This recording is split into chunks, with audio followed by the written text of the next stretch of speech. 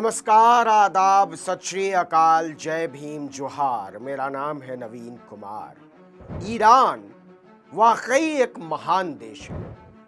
नरेंद्र मोदी ने जिसके सबसे बड़े नेता अयतुल्ला अली खामनेई को शहीद कर दिए जाने पर श्रद्धांजलि तक नहीं दी, उन्हें उसने न्योता भेजा है। जी हां, ईरान के राष्ट्रपति मसूद पजश्कियान ने प्रधानमंत्री नरेंद्र मोदी को पूर्व सुप्रीम लीडर अयतुल्ला अली खामनेई के राजकीय अंतिम संस्कार में शामिल होने का न्योता भेजा है।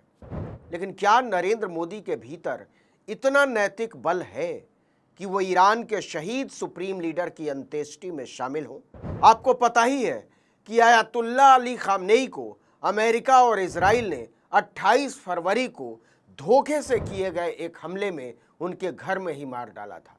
धोखा इसलिए कि उस दिन तक अमेरिका ने आधिकारिक तौर पर युद्ध का ऐलान तक नहीं किया था। इसके बाद 4 मार्च को उनका अंतिम संस्कार होना था, लेकिन जंग की वजह से इसे टाल दिया गया। उनका शव तभी से सुरक्षित रखा हुआ है। अब उनके अंतिम संस्कार समारोह की शुरुआत 4 जुलाई से होगी। इसके तहत उनके शव को तेहरान के ग्रैंड मुसल्ला परिसर में अंतिम दर्शन के लिए रखा जाएगा। 9 जुलाई को मशहद स्थित इमाम रजा दरगाह में उन्हें दफनाया जाएगा। लेकिन मूल सवाल, क्या नरेंद्र मोदी के भीतर वो नैतिक बल है कि वो ईरान के नेताओं से नजरें मिला सके? क्योंकि ईरान मूलतः नरेंद्र मोदी को एक कायर और अमेरिका का पिछलग्गू नेता मानता है। जो अपने ही देश के नागरिकों के स्वाभिमान की रक्षा नहीं कर सकता, वो अंतर्राष्ट्रीय नैतिकता के मूल्यों के लिए क्या ही खड़ा हो पाएगा। आपको याद होगा, ईरान पर हमले के केवल 2 दिन पहले 25-26 फरवरी को नरेंद्र मोदी इजराइल में थे। उन्हें हवा तक नहीं थी कि इजराइल क्या गुल खिलाने वाला है। ये भारत के विदेश मंत्रालय और खुफिया विभाग की एक ऐसी नाकामी थी जिसने नरेंद्र मोदी को दुनिया में एक अनाड़ी नेता की तरह पेश किया। एक ऐसा नेता जो अपनी हवाबाजी में इस कदर मशगूल रहता है कि उसे कुछ पता ही नहीं दुनिया में चल क्या रहा है, और उसके आसपास की चौकड़ी भी सिर्फ उसे खुश करने की फिराक में लगी रहती है। देखिए, अयतुल्ला अली खामनेई का अंतिम संस्कार आधुनिक विश्व के सबसे बड़े अंतिम संस्कारों में शामिल होगा। ईरानी अधिकारियों को उम्मीद है कि तेहरान, कुम और मशहद में होने वाले अंतिम संस्कार कार्यक्रमों में लगभग 2 करोड़ लोग शामिल हो सकते हैं। लेकिन नवाज शरीफ के जन्मदिन का केक काटने और उनकी पोती की शादी की फिरनी खाने के लिए बिना अपने देश को बताए पाकिस्तान पहुंच जाने वाले नरेंद्र मोदी का तेहरान जाना संदिग्ध है। और इसकी इकलौती वजह है वो अपने मालिक अमेरिका को नाराज करना नहीं चाहेंगे, क्योंकि खामनेई के जनाजे में शामिल होने का सीधा मतलब होगा इस बात की स्वीकृति कि उन्हें अमेरिका ने एक बर्बर कायरतापूर्ण हमले में धोखे से मारा है, और ये मुल्क के लिए शहादत है। नरेंद्र मोदी कितने अनाड़ी नेता हैं, इसका अंदाज़ा इसी से लगाइए कि 25 फरवरी 2015 को रूस और अफगानिस्तान की यात्रा से लौटते हुए उनका मन कर जाता है पाकिस्तान की सैर करने का। मतलब भारत का प्रधानमंत्री न हुआ, झुमरी तिलैया के वार्ड नंबर 56 का कोई कॉरपोरेटर हो गया। भारत के प्रधानमंत्री का पाकिस्तान की धरती पर पैर रखना एक वैश्विक घटना होनी चाहिए। इसके 11 साल पहले जब वाजपेयी लाहौर गए थे तो पूरी दुनिया की मीडिया में महीनों से इसकी चर्चा थी, लेकिन मोदी ने पाकिस्तान यात्रा को पिकनिक बना दिया। अब देखिए कि 25 दिसंबर को मोदी पाकिस्तान के बिन बुलाए मेहमान बनते हैं, और ठीक 1 हफ्ते बाद यानी 2 जनवरी 2016 को पठानकोट एयरफोर्स स्टेशन पर आतंकवादी हमला हो जाता है। खुद मोदी सरकार ने इसके लिए पाकिस्तानी आतंकवादी संगठन जैश-ए मोहम्मद को जिम्मेदार ठहराया। मतलब मोदी के नवाज माई फ्रेंड ने 1 हफ्ते भी उनकी इज्जत का ख्याल नहीं किया। तो वैसे मोदी का ईरान जाना बड़ा मुश्किल लगता है। हालांकि दुनिया की राजनीति को समझने वालों का मानना है कि ये मोदी के लिए सुनहरा अवसर है जब वो साबित कर सकते हैं कि वो अमेरिका के पिट्ठू या गुलाम नहीं है, ना ही वो ट्रंप से डरते हैं। खामनेई के अंतिम संस्कार में शामिल होने का सीधा संदेश जाएगा कि वो भारतीय हितों और स्वाभिमान को ट्रंप की खुशियों पर न्यौछावर नहीं कर सकते।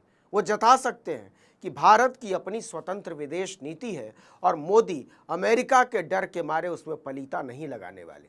लेकिन क्या मोदी ऐसा करने की हिम्मत जुटा पाएंगे? शायद नहीं, क्योंकि मोदी नेहरू नहीं है। नेहरू छोड़िए, इंदिरा भी नहीं है। इंदिरा छोड़िए, मनमोहन सिंह भी नहीं है। और मनमोहन सिंह भी छोड़िए, अपने ही पुरखे अटल बिहारी वाजपेयी के भी आसपास नहीं है। भारत के लिए जीने मरने वाला कोई नेता ही अयातुल्ला अली खामनेई के अंतिम संस्कार में शामिल होकर अमेरिकी दबाव का बेपरवाही से सामना कर सकता है।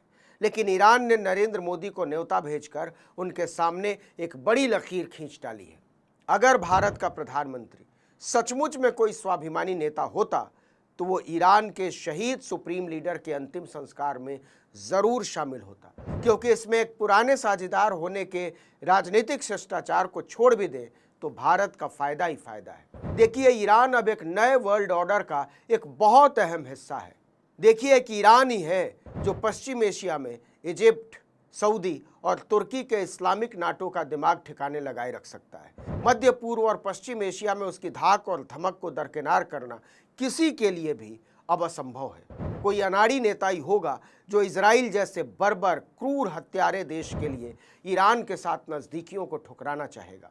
देखिए, पूरी दुनिया जान रही है कि अमेरिका ने घुटनों पर बैठकर ईरान के साथ समझौता किया है।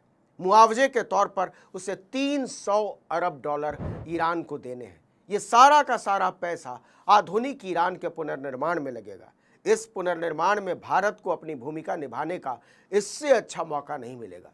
वैसे भी चाबहार बंदरगाह भारत की महत्वाकांक्षी परियोजना थी।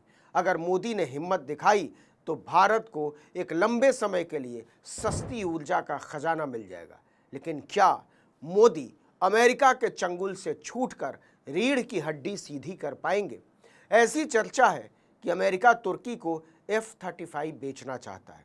अगर यह सौदा होता है तो इजराइल से अमेरिका की दूरी बढ़ जाएगी, क्योंकि तुर्की का मजबूत होना मतलब इजराइल का घिरना। और अगर ईरान ने तुर्की के साथ गठजोड़ बनाया तो मोदी ने भारत की ऐतिहासिक विदेश नीति में आग लगाकर हत्यारे इजराइल के आगे जो फादरलैंड की बीन बजाई है उसके रेशे उड़ जाएंगे, क्योंकि इजराइल बिना अमेरिकी मदद के एक कदम भी आगे नहीं बढ़ सकता।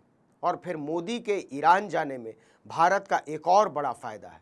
इजराइल और अमेरिका को धूल चटाकर ईरान ने पूरी दुनिया में अपने मिसाइल कार्यक्रमों का लोहा मनवाया है। भारत इससे बहुत कुछ सीख सकता है। एक और बड़ी बात, ईरान इस्लामी भाईचारे को दांव पर लगाकर हमेशा कश्मीर मुद्दे पर भारत के साथ खड़ा रहा है। ऐसे में मोदी अगर पाकिस्तान की आरती उतार रहे डोनाल्ड ट्रंप को दरकिनार करके ईरान जाते हैं तो यह कश्मीर पर भारत के रुख को मजबूती देगा।